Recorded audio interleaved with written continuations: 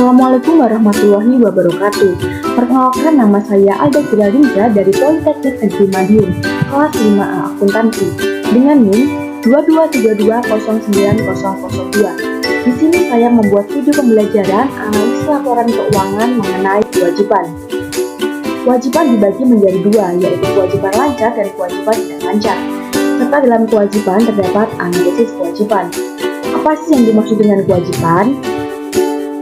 Kewajiban menurut Martani pada tahun 2012 dikutip dalam Bimantara tahun 2019, yaitu liabilitas atau kewajiban adalah utang kuantitas saat ini yang muncul akibat peristiwa atau transaksi dari masa lalu.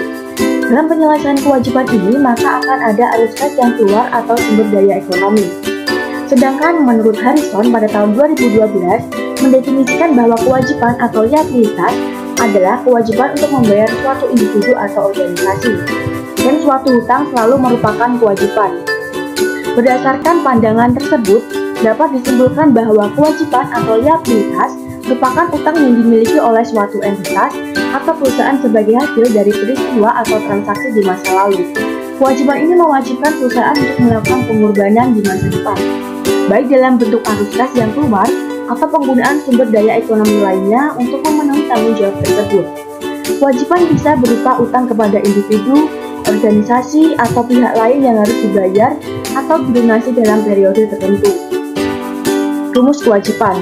Dalam akuntansi, kewajiban atau liabilitas adalah bagian dari persamaan dasar akuntansi yang dinyatakan dalam bentuk aset sama dengan kewajiban ditambah ekuitas. Sehingga rumus dari kewajiban adalah aset dikurangi dengan ekuitas. Kewajiban ini mencakup utang jangka pendek dan jangka panjang, serta kewajiban lainnya yang harus dibayar oleh perusahaan. Selanjutnya yaitu kewajiban lancar. Apa yang dimaksud dengan kewajiban lancar? Menurut Subramaniam dan Will pada tahun 2009 mendefinisikan bahwa kewajiban lancar merupakan kewajiban yang pelunasannya memerlukan penggunaan aset lancar atau munculnya kewajiban lancar lainnya. Periode yang diharapkan untuk menyelesaikan kewajiban lancar adalah periode mana yang lebih panjang, antara 1 tahun atau 1 siklus operasi perusahaan. Sedangkan menurut Kasmir pada tahun 2013, kewajiban lancar adalah utang atau kewajiban yang harus diselesaikan dalam waktu singkat, biasanya kurang dari 1 tahun. Utang-utang ini merupakan kewajiban yang terkait dengan kegiatan operasional perusahaan, seperti utang kepada pemasok dan biaya-biaya yang belum dibayar. Berdasarkan definisi dari Subramaniam dan Will pada tahun 2009, serta Kasmir tahun 2013, dapat disimpulkan bahwa kewajiban lancar adalah utang atau kewajiban yang harus diselesaikan dalam jangka pendek, biasanya dalam kurun waktu 1 tahun, atau 1 siklus operasi perusahaan. Tergantung mana yang lebih panjang. Kewajiban ini memerlukan penggunaan aset lancar atau pelunasan dengan kewajiban lancar lainnya, dan umumnya berkaitan dengan kegiatan operasional perusahaan, seperti utang kepada pemasok atau biaya-biaya operasional yang belum dibayar.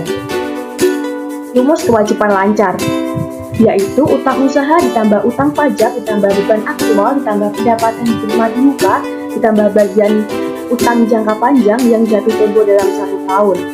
Berikut terdapat contoh soalnya. Sebuah perusahaan memiliki data sebagai berikut.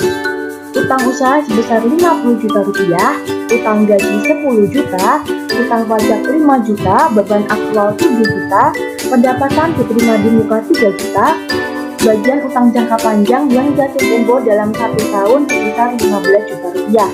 Hitunglah total kewajiban lancar perusahaan tersebut. Untuk menyelesaikan soal tersebut, maka kita menggunakan rumus seperti di atas, sehingga kita menjumlahkan semua komponen-komponen yang ada tersebut. Jadi, 50 juta rupiah ditambah 10 juta, ditambah 5 juta, ditambah 7 juta, ditambah 3 juta, ditambah 15 juta, sama dengan 90 juta rupiah. Jadi, total kewajiban lancar pada perusahaan tersebut adalah sebesar 90 juta rupiah. Selanjutnya yaitu kewajiban tidak lancar. Apa sih yang dimaksud dengan kewajiban tidak lancar? Menurut Subramaniam dan Will pada tahun 2009 mendefinisikan bahwa kewajiban tidak lancar merupakan kewajiban yang jatuh temponya tidak dalam waktu 1 tahun atau satu siklus operasi perusahaan mana yang lebih panjang. Kewajiban ini meliputi pinjaman, obligasi, utang, dan wesel bayar. Sedangkan menurut Sudiono pada tahun 2008 mengungkapkan bahwa kewajiban tidak lancar adalah kewajiban yang pembayarannya dilakukan lebih dari satu periode akuntansi. Biasanya, kewajiban ini merupakan kewajiban yang digunakan untuk membiayai investasi atau aset jangka panjang yang diharapkan memberikan manfaat bagi perusahaan dalam jangka panjang. Dari kedua pandangan tersebut, dapat disimpulkan bahwa kewajiban tidak lancar adalah utang yang sifatnya jangka panjang dengan jatuh temponya lebih dari 1 tahun dan tidak akan dilunasi dalam waktu dekat. Pembayaran kewajiban ini umumnya digunakan untuk membiayai aset atau investasi yang memiliki masa manfaat yang lebih panjang, sehingga kewajiban ini seringkali digunakan untuk mendukung pertumbuhan atau ekspansi jangka panjang perusahaan. Rumus kewajiban tidak lancar yaitu utang jangka panjang ditambah utang hipotek, ditambah obligasi, ditambah utang pajak tangguhan, ditambah kewajiban pensiun, ditambah kewajiban sewa jangka panjang. Berikut contoh soalnya. Sebuah perusahaan memiliki data sebagai berikut. Utang jangka panjang sebesar 100 juta rupiah, utang hipotek 75 juta, obligasi 50 juta, utang pajak tangguhan 10 juta, kewajiban pensiun 20 juta, kewajiban sewa jangka panjang sebesar 15 juta rupiah. Hitunglah total kewajiban tidak lancar pada perusahaan tersebut. Untuk menyelesaikan soal tersebut, maka kita menggunakan rumus seperti di atas, sehingga kita menjumlahkan semua komponen-komponen yang ada tersebut. Jadi, 100 juta rupiah ditambah dengan 75 juta, ditambah 50 juta, ditambah 10 juta, ditambah 20 juta, ditambah 15 juta, sama dengan 270 juta rupiah. Jadi, total kewajiban tidak lancar perusahaan tersebut adalah sebesar 270 juta rupiah. Selanjutnya yaitu analisis kewajiban. Apa yang dimaksud dengan analisis kewajiban?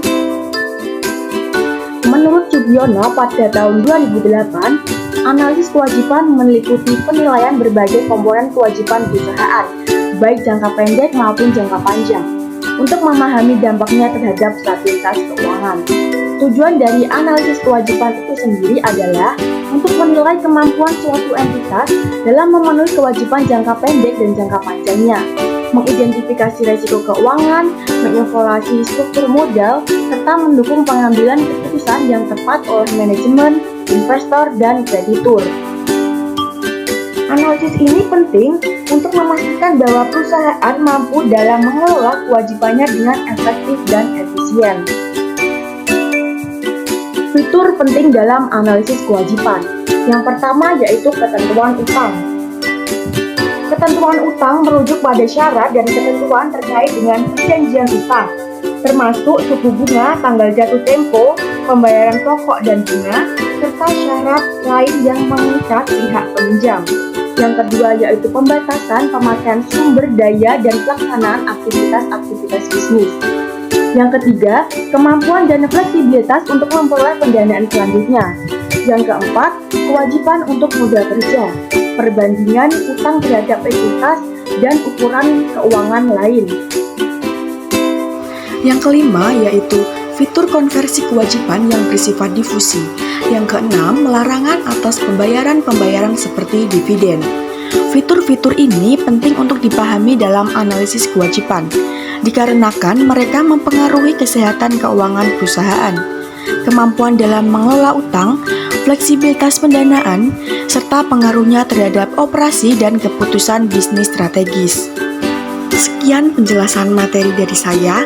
Apabila ada kurang lebihnya, saya mohon maaf. Akhir kata, wassalamualaikum warahmatullahi wabarakatuh.